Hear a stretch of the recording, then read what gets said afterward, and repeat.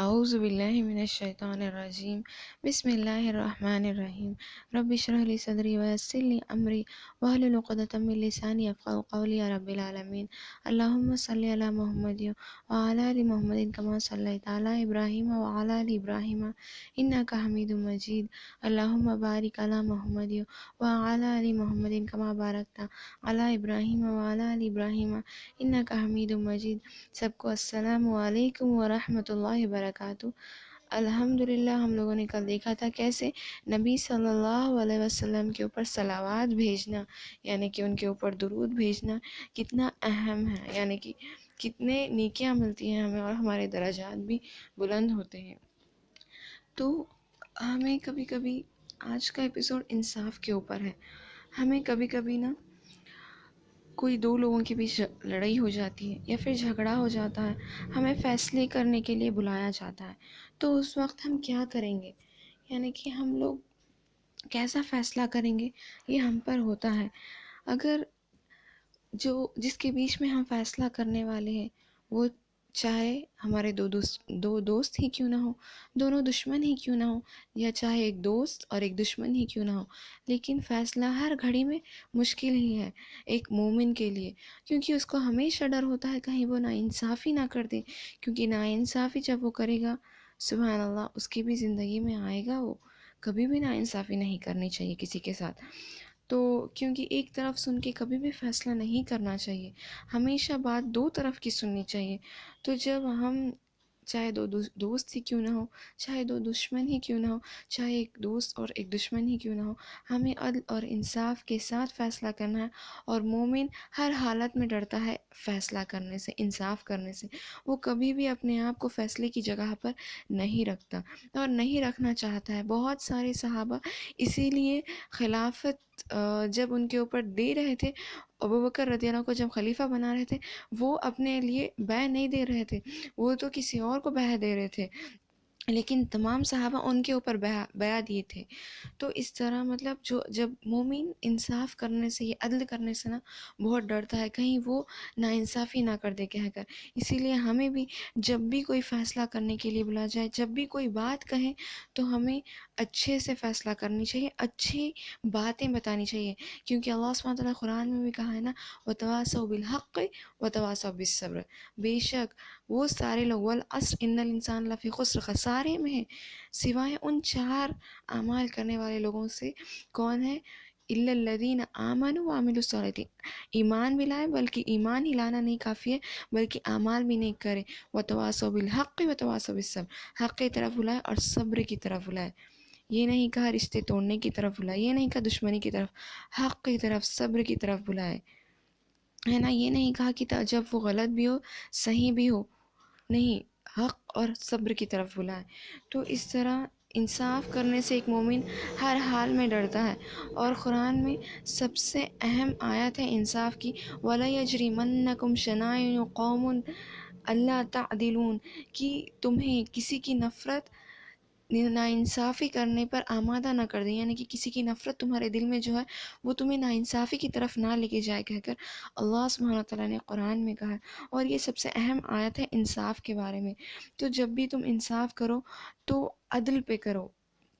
اور کیونکہ جب بھی تم انصاف کر رہے ہوتے ہو، اگر انصاف کسی دشمن اور دوست کے بیچ میں کیا جا رہا ہے، تو کسی کی محبت تمہیں ان کی غلطیاں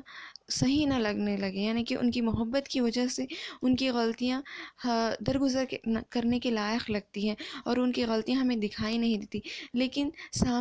اس شخص کی محبت کے وجہ سے سامنے والے کی غلطیاں ہمیں بڑی دکھائی دیتی ہیں، اور ان کی اچھائیاں ہمیں نظر نہیں آتی۔ کبھی ایسا مت کریے، ہمیشہ جب بھی فیصلہ کرنا ہو تو حق اور انصاف پہ کریے۔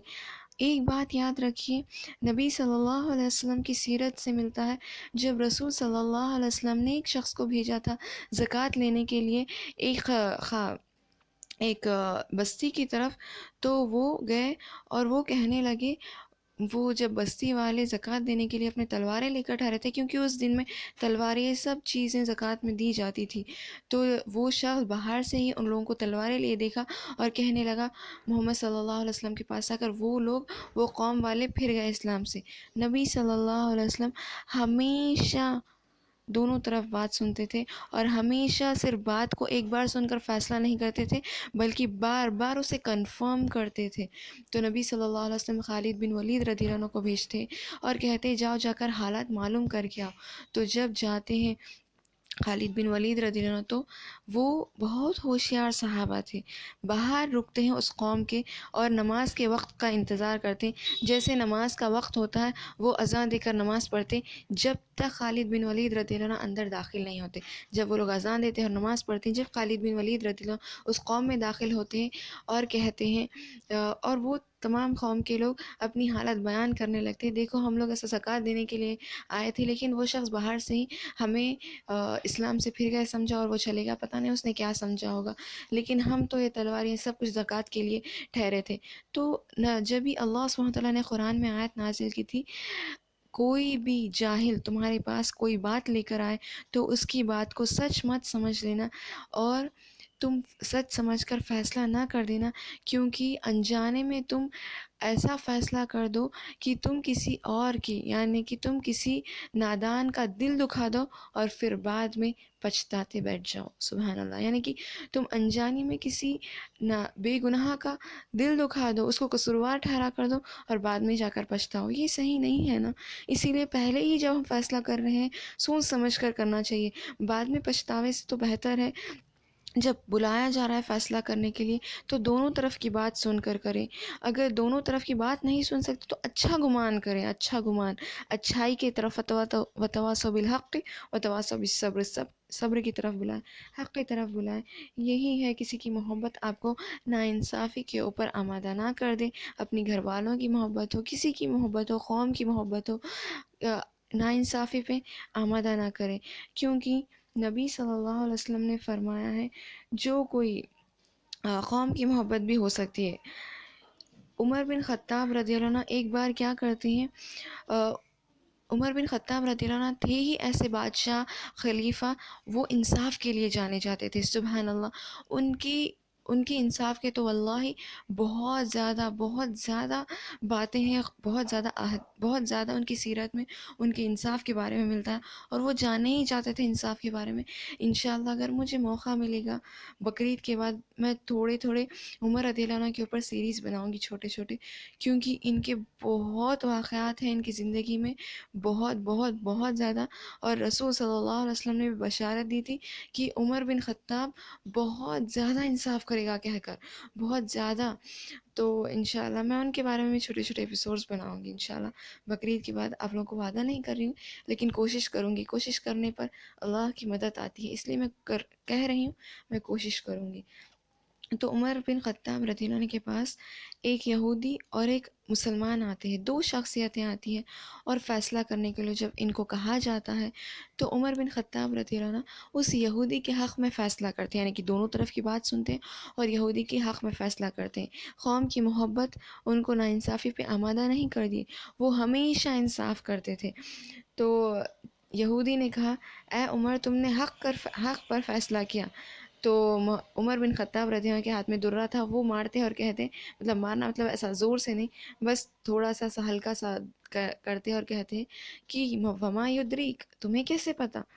تو وہ کہتا ہے جب بھی تم فیصلہ کرنے والے ہوتے ہو کوئی شخص، تو اللہ سبحانہ تعالیٰ اس کے پاس دو فرشتوں کو بھیجتا ہے، جو ایک اس کے سیدھے ہاتھ کی طرف، ایک اس کے دائیں ہاتھ کی طرف ہوتا ہے، اور جب وہ حق کی طرف فیصلہ کرتا ہے تو وہ اس کو حق کی طرف لے کے جاتے ہیں۔ جب وہ جیسے حق کو چھوڑ دیتا ہے، یعنی کہ وہ کسی کی محبت میں آ کر حق کو چھوڑتا ہے، کسی بھی وجہ سے حق فیصلہ نہیں کرتا، تو وہ دو فرشتے اسے چھوڑ کر چلے جاتے ہیں۔ اور یہ نبی صلی اللہ علیہ وسلم سے بھی احادیث ملتی ہے کہ جب بھی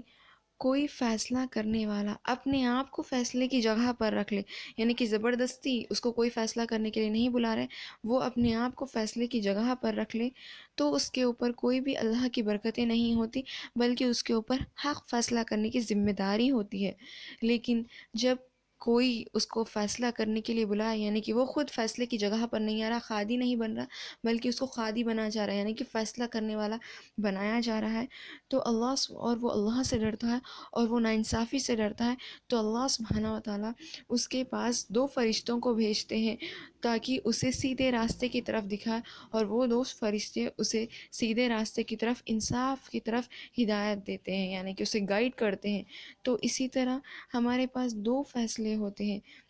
جب ہمارے سامنے کوئی معاملات آ جائے، کوئی ایسے حالات آ جائیں، تو ہمارے پاس دو فیصلے ہوتے ہیں، یا پھر ہم کسی کی محبت میں آ کر ناانصافی کریں، یا پھر ہم دونوں انصاف اور عدل پر کریں۔ ہمیشہ ایک طرف کا سن کے فیصلہ نہ کریں اور بدگمانیاں نہ کریں، ہمیشہ دونوں طرف کا سنیں، کیونکہ جب آپ کسی کا سن رہے ہیں نا، وہ لوگ ہمیشہ اپنی اچھائیاں ہی بتائیں گے نا، کوئی اپنی برائیاں کیوں بتائے گا؟ بلکہ بہت نیک ہوتے ہیں جو اپنی برائیاں بھی بتاتے ہیں۔ لیکن جیسے ابوبکر اور عمر، میں بتاؤں گی انشاءاللہ ان لوگوں کے بارے میں بھی ایک بار کیا واقعہ ہوا تھا۔ تو اس طرح عمر رضی اللہ، یعنی کہ وہ جیسے شخصیت ہے، مطلب اتنے ایمان، جو اللہ سے ڈرتے، تقوی پرہیزگاری کرتے، وہ اپنی غلطیاں اور اچھائیاں دو بھی رکھتے ہیں، لیکن کچھ لوگ ہمیشہ مطلب اپنی اچھائیاں ہی رکھتے ہیں نا، وہ اپنی برائیاں کیوں رکھتے؟ اسی لیے جب فیصلہ کر رہے ہوں دونوں طرف سنیں اور دونوں کو سامنے رکھیں، تو جب ہی غلطیاں نکلیں گی۔ ان کی بات سن رہے الگ، ان کی بات سن رہے، کسی کی غلطی نہیں دکھا دیتی، سب اپنے اپنے اچھائیاں ہی بتاتے ہیں۔ لیکن جب دونوں کو سامنے لایا جاتا ہے، دونوں کی بات بتائی جاتی ہے، تب دونوں کی غلطیاں نکلتی ہیں۔ اس لیے ہمیشہ فیصلہ جب بھی کر رہے ہیں، دو طرف کا سن کے، دونوں کو سامنے لا کر دونوں کی بات سنیں اور حق پر فیصلہ کریں۔ ایک طرف کی بات سن کر کبھی فیصلہ نہ کرے، کیونکہ جو بھی ناانصافی پر فیصلہ کرے گا، یاد رکھیے وہ ناانصافی پر جب فیصلہ کرے گا تو اس شخص کی بد دعا لگے گی۔ اس لیے کبھی بھی ناانصافی پر فیصلہ مت کریے، اور ہمیشہ کوشش کریے گا انصاف اور عدل پر رہنے کی۔ اللہ سبحانہ وتعالی ہمیں انصاف اور عدل کے اوپر رہنے والا بنائے، اور ہمیں اللہ سبحانہ وتعالی جب تک زندہ رکھے، اسلام اور ایمان پہ زندہ رکھے، ہمارا خاتمہ بالخیر کرے۔ السلام علیکم ورحمۃ اللہ وبرکاتہ۔